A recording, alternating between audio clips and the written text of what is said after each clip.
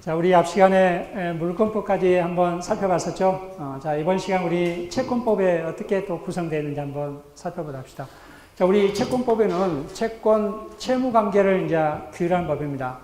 이 채권 총론은 당연히 이제 이 채권 채무 관계 통용적으로 적용된 것들을 모아놓은 거겠죠. 채권 채무 관계입니다. 자, 예를 한번 들어봅시다. 자, 갑이 을에게 돈 1,000만 원 빌려줍니다. 1,000만 원. 뭐 월 이자 1%로 돼요.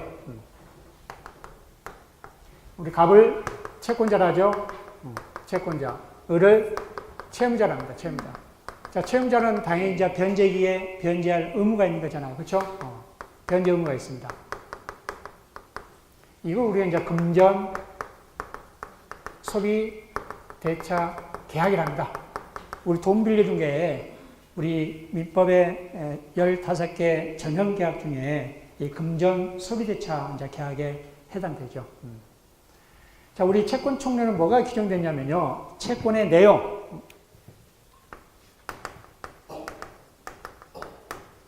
채권 내용. 즉, 목적. 다른 말로 이제 채권의 종류를 이제 이렇게 규정하고 있습니다. 채권 종류를. 자, 보면 예를 들어서 갑이 을에게 자, 뭘 빌려줬습니까? 어떤 목적물에 대한 인도예요? 아니면은 돈을 빌려줬어요? 아니면은 뭘로 빌렸습니까? 돈을 빌렸잖아요. 이 돈을 빌려준 우리가 말한다? 금전 채권이랍니다. 금전 채권. 이처럼 채권의 내용이 이 채권의 내용이 금전 채권이냐 아니면 어떤 목적물의 인도, 즉 특정물 채권이냐. 우리 이제 종류는 이 채권의 내용, 채권의 목적은 여러 종류가 있습니다. 이 금전 채권뿐만 아니라 특정물 채권. 자, 특정물 채권은 말 그대로 특정됐다는 거예요. 특정. 그렇죠? 특정적. 이제 종류물 채권. 이 종류물 채권은요, 특정되어 있지 않습니다. 예를 들어서 맥주 열상자. 어느 맥주인지, 어느 회사의 맥주인지 특정되지 않았잖아요. 그렇죠? 이게 이제 종류물 채권. 주로 이게 물건의 인도. 물건의 인도를 목적으로 한 채권입니다. 물건의 인도. 또 금전 채권도 있고, 아까 우리 이자 있잖아요. 이자 채권도 있고, 또 선택 채권도 있습니다. 자, 선택 채권이라는 거는 A, B, C 부동산이 있는데, 그렇죠? 부동산인데 이 세 부동산 중에 하나의 부동산을 매매하는데, 그렇죠? 나중에 잔금을 지급할 때 매수인이 특정해서 선택해서 한다라고 할 수 있잖아요. 처음에는 뭐다? 특정되지 않다가 나중에 선택권을 보여주잖아요. 이런 것들을 우리가 선택 채권. 이처럼 이 채권의 내용들을 이렇게 규정한 겁니다. 그래서 이 채권들은 크게 우리 금전 채권, 특정물 채권, 종류물 채권, 이자 채권, 선택 채권 이런 용어들이 있습니다. 이거는 우리 채권 총론의 채권 내용이구나. 그 채권의 종류가 무엇이구나. 그렇죠? 금전 채권이냐, 이자 채권이냐, 어떤 물건의 인도를 목적으로 한 채권이냐, 그런 것들을 나타냅니다. 자, 두 번째 이제 채권의 효력을 규정하고 있습니다. 채권 효력. 이게 무슨 자, 우리 변제기에 변제를 해야 되잖아요. 그렇죠? 자, 변제기에 변제를 하지 않는다. 자, 변제기에 변제를 하지 않는다라고 한다면은 채무를 이행했습니까? 안 했습니까? 갑이. 아니, 우리 채무자가 채무를 이행하지 않았잖아요. 그렇죠? 이거 우리가 말한다. 자, 채무 불이행입니다. 채무 불이행. 채무 불이행.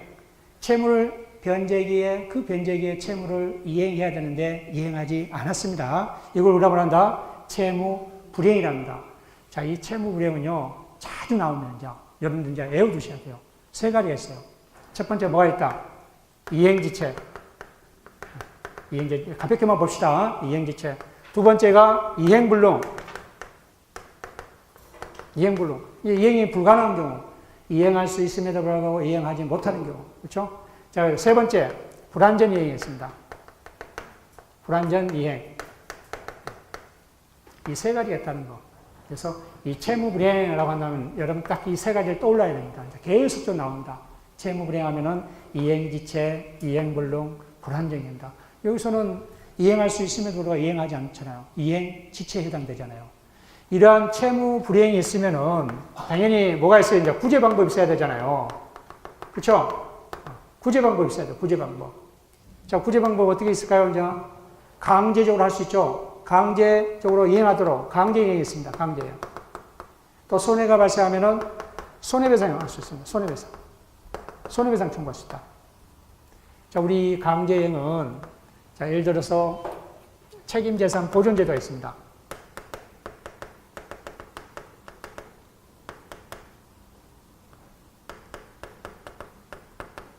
자, 이건 뭐냐면은, 자, 예를 들어서 이 채무자가 자, 이 채권자한테 돈을 변제하지 못했습니다. 자, 그러면은 이 채권자는 이제 뭘 할 수 있어요, 이제? 강제 이행을 할 수 있잖아요. 자, 그래서 A 부동산이 소유가 있습니다. A 부동산.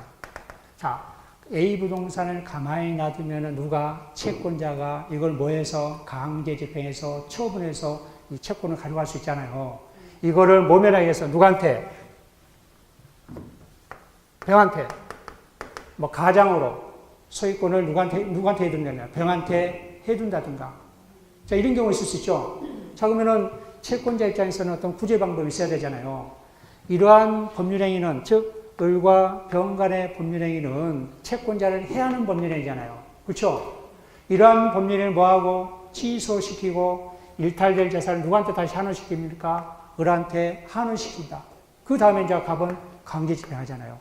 이러한 제도가 이 책임재산 보존제도에서 채권자 취소권입니다. 그래서 이 책임재산 보존제도는 크게 우리 민법과 민사집행법에 규정되어 있습니다. 우리 민법이잖아요. 두 가지 규정됐어요. 하나는 채권자 취소권. 이 채권자 취소권은 좀 나옵니다. 또 채권자 대입권. 이 단어들은요. 잘 나옵니다. 잘 알아두셔야 된다. 그렇죠?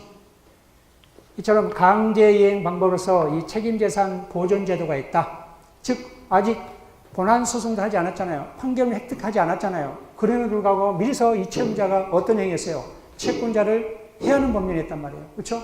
이런 경우다 이런 법률행위를 뭐하고 취소시키고 일탈된 재산을 다시 환원시키는 제도를 뭐란다? 채권자 취소권이 나옵니다.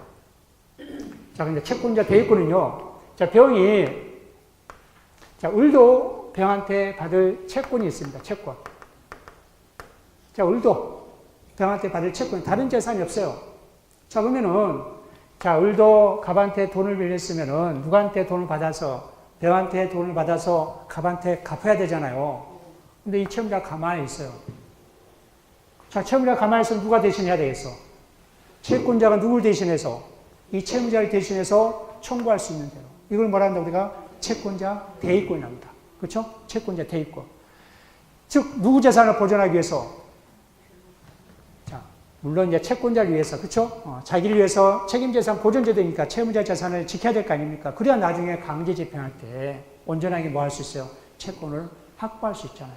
이걸 이제 우리가 이 책임재산 보존제도랍니다. 그래서 우리 민법에는 이 채권자 취소권과 이 채권자 대입권 이 두 가지를 두고 있다는 거. 자, 우리 민사집행법은요, 가압류 가처분이 있습니다.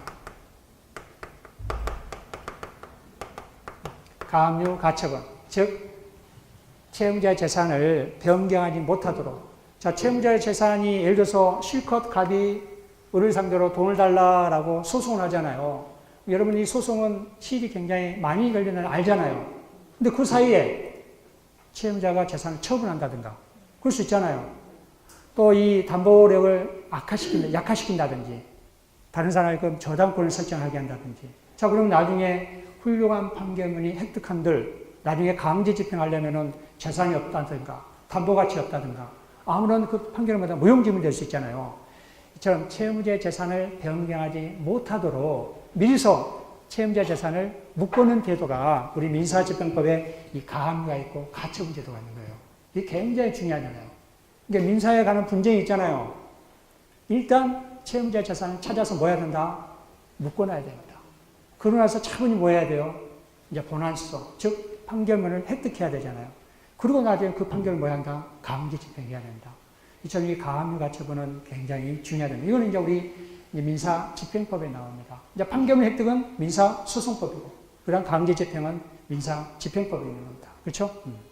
자, 이처럼 이 강제 이행하려면은 이 책임재산 보존제도가 있다는 거. 그래서 우리 민법에 채권자 취소권이 있고, 채권자, 그 다음에 대의권이 있고, 우리 민사집행법은 가압류, 가처분이 있다. 이 정도만 여러분들이 알아두시기 바랍니다. 나중에 이제 시간일 때 이 가압류, 가처분 혹시 구별하는 방법 내가 한번 알려줄 기회 있으면 그때 또 알려드리겠습니다. 자, 그러면 책임재산 보존제도 한 다음에 이제 본안소송해야 되잖아요. 그렇죠? 본안소송. 즉, 집행권을 획득한다는 거예요. 즉, 판결문 획득한다는 거예요. 판결문. 이때는 이제 민사소송법이 적용됩니다. 민사소송법이. 자, 판결문 획득하는데도, 자, 우리 지급하지 않는다. 그럼 이제 강제적으로 뭐 한다는 거예요? 강제집행해야 돼, 강제집행. 이 강제집행은 우리 민사집행법 같잖아요. 이게 이제 강제이행이에요, 강제이행.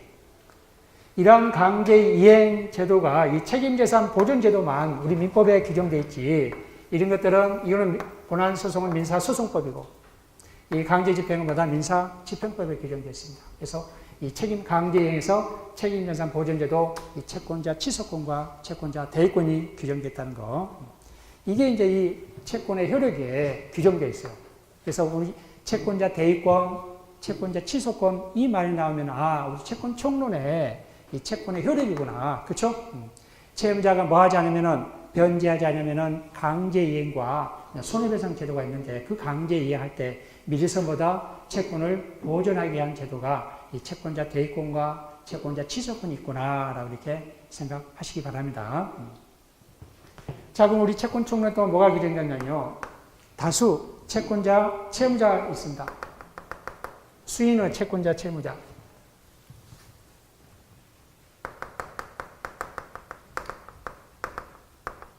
채권자, 채무자. 즉, 보증채무와 연대채무 있죠. 보증채무와 연대채무가 여기에 규정되어 있어요. 보증채무, 연대채무.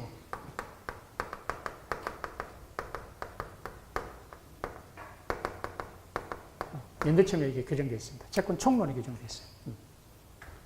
자, 우리 네 번째, 채권양도. 자, 이것도 또 나온다. 채권양도. 이 단어가, 채권양도. 자, 이 채권양도는, 자, 갑이 을한테 받을 채권 있잖아요. 얼마? 1,000만 원. 이 채권을 누구한테 양도한다? 뭐, 병한테 양도한다. 자, 그러면 이 채권의 동일성을 그대로 유지한 채 누구한테 양도하는 거예요? 병한테 양도하는 거예요. 이 양도인, 양수인. 자, 그러면 이제 이 병은 누구한테 돈을 받아야 돼요? 을한테. 을은 이제 갑한테 돈을 주지 않고 누구한테 줘야 된다? 병한테 준다. 이게 채권 양도입니다. 그 채권의 동일성을 그대로 유지한 채 누구한테? 제3자한테 양도한 걸 뭐라고 한다? 채권 양도라는 거, 채권 양도.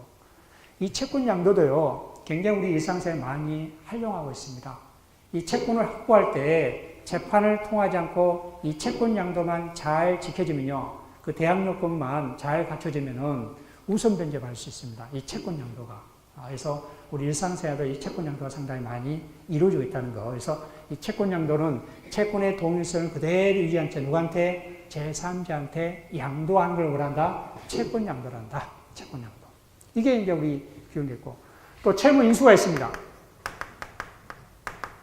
채무 인수. 자, 채무자가 을이잖아요. 여기서 채무자 을. 자, 이 채무자가 갑한테 부담하고 있는 이 채무. 이거를 누가? 병이 인수한다는 거예요. 인수자. 그럼 병이, 을이 갑한테 부담하고 있는 채무를 누가 부담한다는 거예요? 병이 부담하는 거예요. 이러한 채무 동일성을 그대로 유지한 채 제3자한테 뭐다? 인수케 하는 걸 말한다. 우리가 채무 인수입니다. 자, 채무 인수하게 되면은 기존에 있는 채무자가 책임을 이제 면하느냐, 빠지느냐. 그게 이제 면책적 채무 인수. 빠지는 게 이제.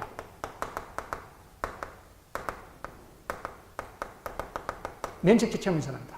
빠지는 게. 빠지지 않고 그냥 병과 을이 연대해서 책임지는 거 우리가 이제 중첩적 채무 인수 또는 병전적 채무 인수.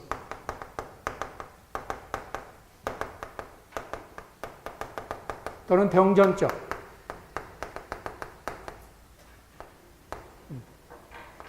병전적 채무인수. 이게 우리 이제 채무인수. 그래서 이런 용어들이 이제 나오니까, 아, 우리 채권 총론에 이 채무인수에서 나오는구나. 자, 그 다음에 여섯 번째, 이 채권의 소멸이 있습니다. 채권 소멸. 자, 이제 우리 채무자가 뭘 하게 되면은, 변제를 하게 되면은, 이 채무는 채무는 뭐합니까? 소멸하잖아요. 그렇죠? 소멸이 한 7가지가 규정되어 있어, 소멸이. 우리 채권에. 첫 번째가 변제. 두 번째가 이제 대물 변제. 자, 대물 변제란 거는 돈 대신 뭘로 변제하는 거예요? 물건으로, 대물로, 다른 급부로. 그렇죠? 대물 변제. 세 번째, 변제 공탁이 있습니다. 자, 채권자가 일부러 받는 걸 거절한다든가, 또 받을 수 없다든가, 또는 채권자가 알 수 없다든가, 그럼 가만히 놔두면 안 되잖아요. 그렇죠? 법원에 공탁을 하면서 채무를 뭐다 소멸시키는 겁니다. 이게 이제 우리가 변제 공탁입니다. 우리 일상생활에 상당히 많이 이용되어 있잖아요. 이게 공탁. 그렇죠? 공탁함으로써요, 모든 채무가 소멸돼요. 채권자 통지 가든, 채권자 통지 찾아가든 안 찾아가든 아무런 상관없이 법원에 공탁함으로써 효력이 발생해요. 이게 채권자가 받기를 거부한다든가, 또 채권자가 뭐다 받을 수 없는 상태에 있다든가, 채권자를 알 수 없다든가, 그럴 때 뭘 해야 된다? 채무자는 변제 공탁을 하게 되면 채무가 소멸됩니다. 그렇죠? 자, 네 번째, 상계. 이제 많이 나오죠? 상계. 자, 다섯 번째, 면제라든지. 채무를 면제해 주는 거. 이제 경계라든지. 자, 우리 경계는 구채무를 소멸시키고 신채무를 성립시키는 걸 우리가 이제 경계랍니다. 나중에 이제 나올 때 하나씩 제가 설명해 드리겠습니다. 뭐 경계라든지. 자, 일곱 번째, 혼동이 있습니다. 혼동. 자, 혼동은 채권자, 채무자가 동일한 사람한테 이제 채권자, 채무자가 혼동되는 거. 그쵸? 채권, 채무가 동일한 사람한테 지속되는 거. 이거 우리가 혼동이라는 거, 혼동. 그래서 이러한 채권의 소멸을 7가지 이렇게 있다든가, 이런 경계란 말이, 혼동이란 말이, 또 상계란 말이, 공탁, 변제, 여기 전부 다 우리 채권 총론에 이렇게 나오는구나. 그렇죠? 자, 이제 7번째가 지시채권, 무기명 채권. 자, 이거는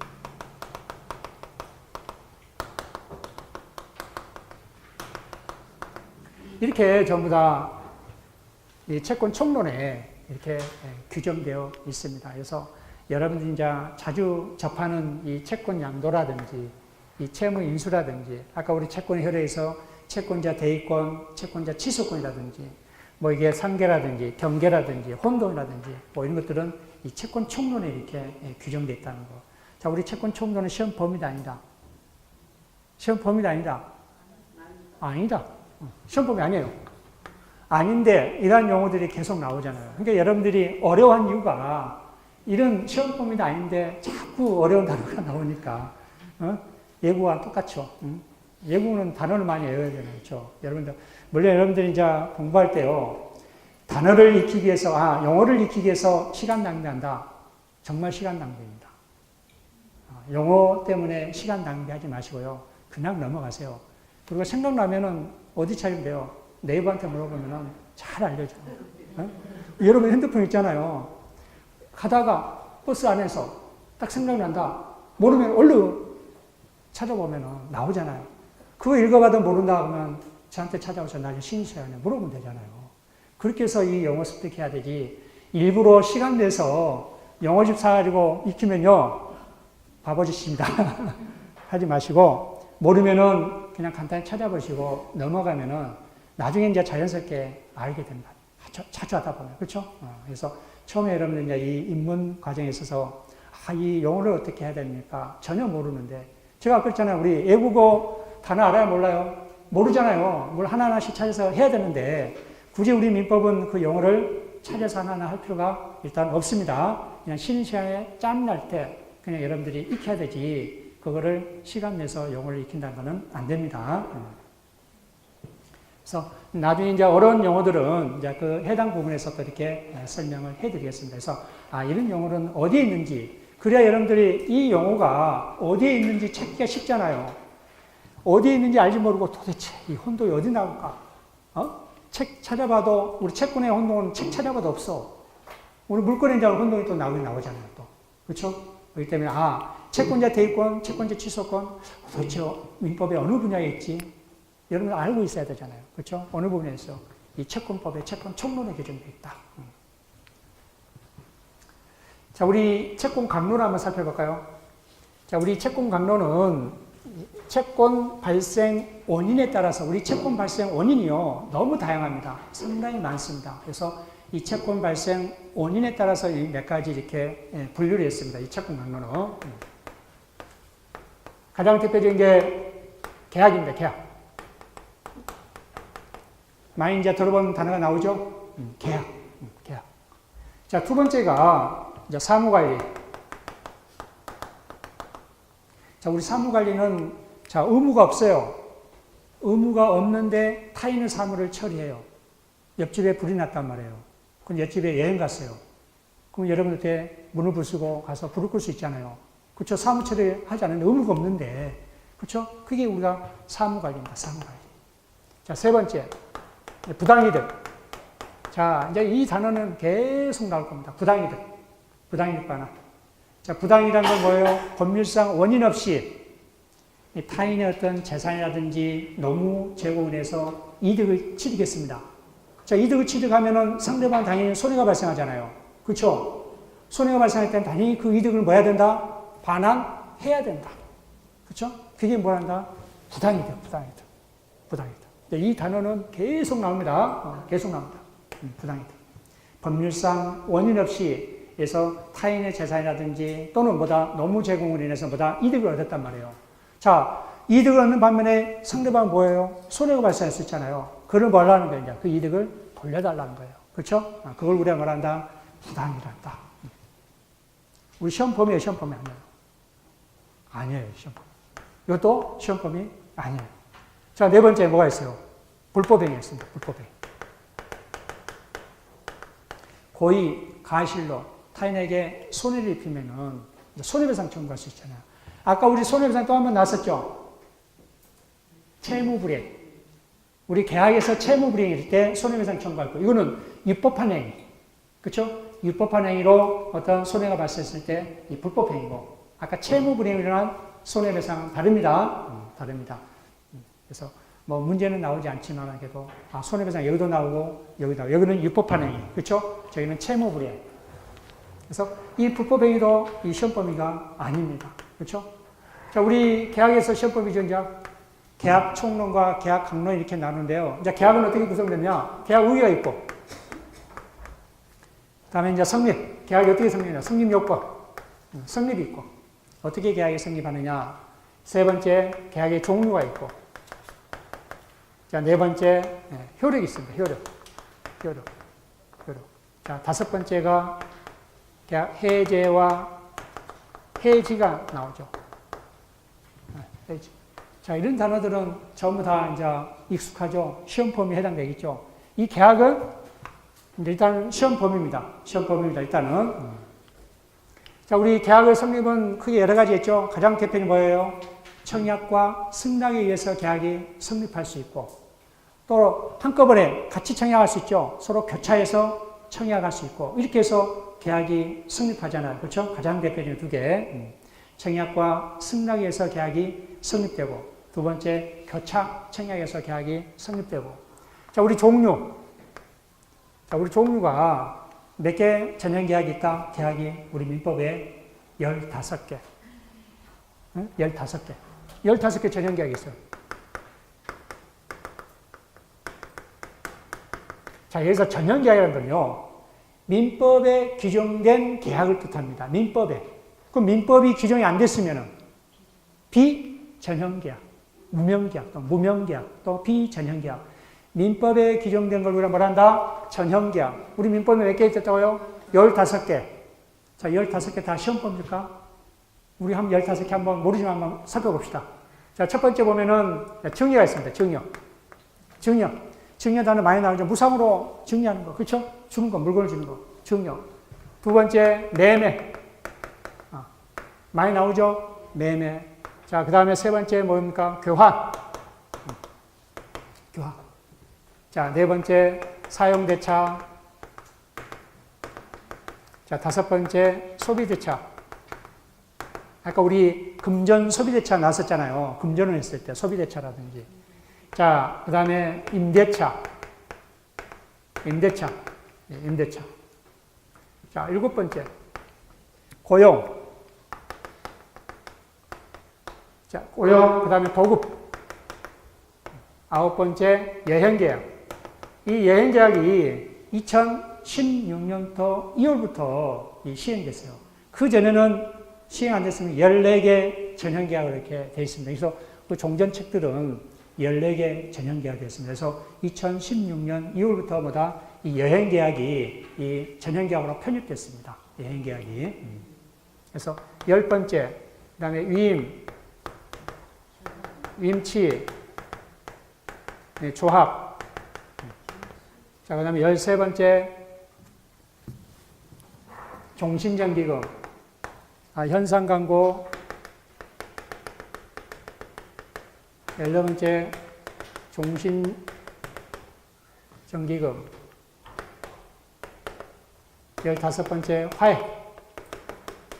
이렇게 15개 전형계약이 이렇게 우리 민법에 규정되어 있습니다. 자, 어떤 게 시험범위예요? 우리 다 시험에 안 나오잖아요. 어떤 게 시험범위예요? 그렇죠. 매매는 당연히 시험범위고. 매매.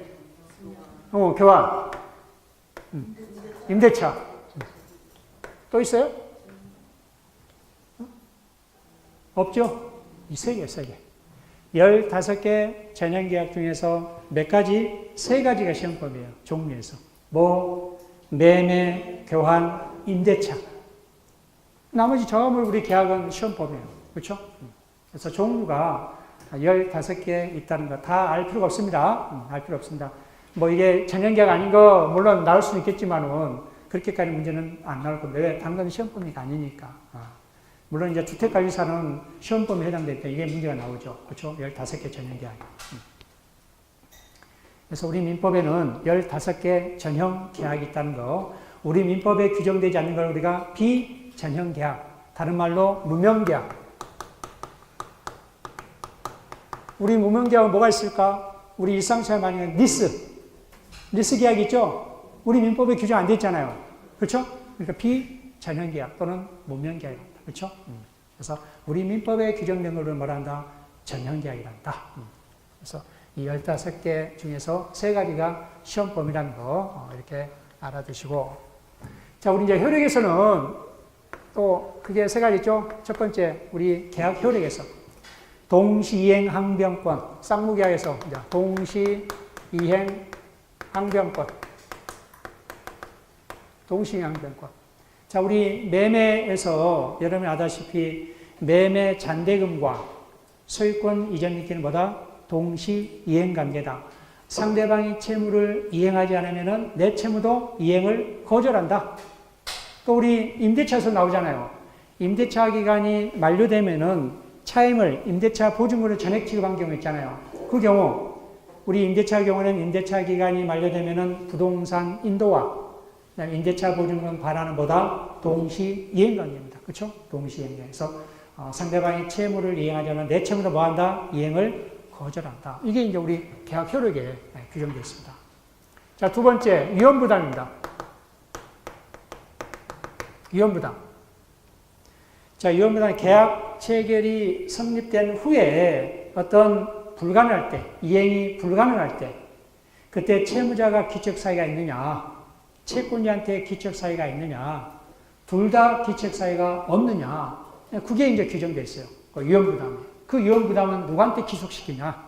자, 우리 민법은 일단은 채무자한테 부담시키고 있습니다. 그래서 채무자 부담주의입니다. 그다음에 애적으로 채권자한테도 부담시킬 수 있습니다. 이건 채권자 부담주의. 그래서 위험부담 문제가 이 채권 효력에 이제 계약의 효력에 이렇게 규정되어 있죠. 위험부담. 자, 세 번째가 제3자를 위한 계약입니다.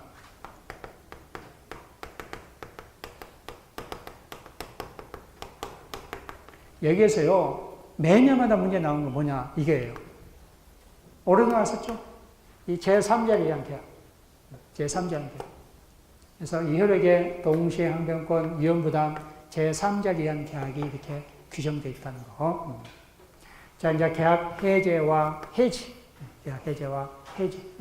이렇게 해서 우리 이 계약에 의의, 성립, 종료, 효력, 해제 이렇게 규정되어 있습니다. 그래서 이 채권 총론과 저런 채권 강록 이렇게 한번 쭉 살펴봤습니다. 그래서 이 채권법에 뭐가 이렇게 규정되어 있고, 우리 물권법에 뭐가 규정되어 있고, 우리 민법 총칙에 뭐가 규정되어 있는지, 자, 이렇게 한번 쭉 살펴보니까 좀 속이 후련하죠?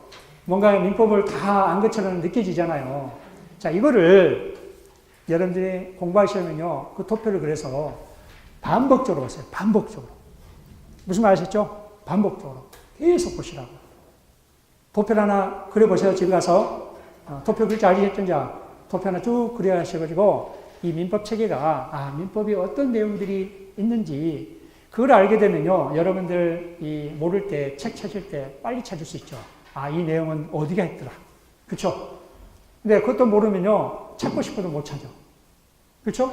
찾고 싶어도 못 찾는 거예요.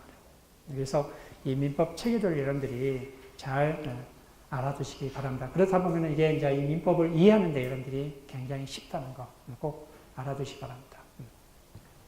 자, 이렇게 해서 이제 우리 민법이란 무엇인지 한번 살펴봤고, 자, 그 다음에 이 민법 체계에 대해서 간략하게 한번 살펴봤습니다. 그래서 이제 차근차근 이제 하나하나씩 한번 살펴보도록 합시다. 자, 그럼 이제 우리 모처럼 책을 한번 봅시다. 책을 보면은 이제 몇 페이지, 우리 114페이지부터 이제 살펴봐야 되겠잖아요. 그렇죠?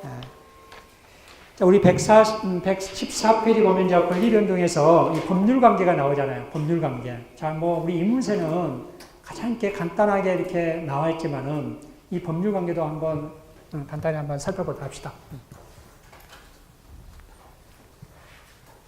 자, 우리 사회규범은 여러 가지 사회규범이 있었잖아요. 아까 제가 대표적으로 4가지 딱 적시해 줬죠. 뭐 했었죠? 도덕, 종교, 관습. 그 다음 뭐 했습니까? 법이었잖아요. 법. 자, 법에 의해 규율되는 사회규범을 우리가 뭐라 한다? 법률관계랍니다. 법률관계.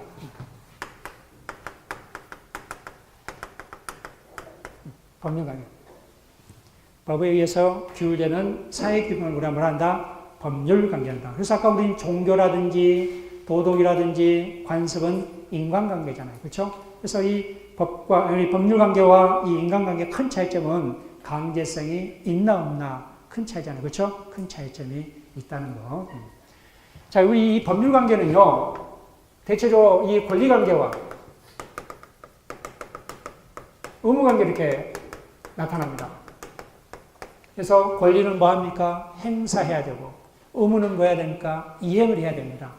이런 것들은 뭐 해야 된다? 권리 행사와 의무 이행은 신의 성실의 원칙에 의해서 보다 성실히 이행해야 됩니다. 그렇죠? 우리 민법 2조에 규정되어 있잖아요.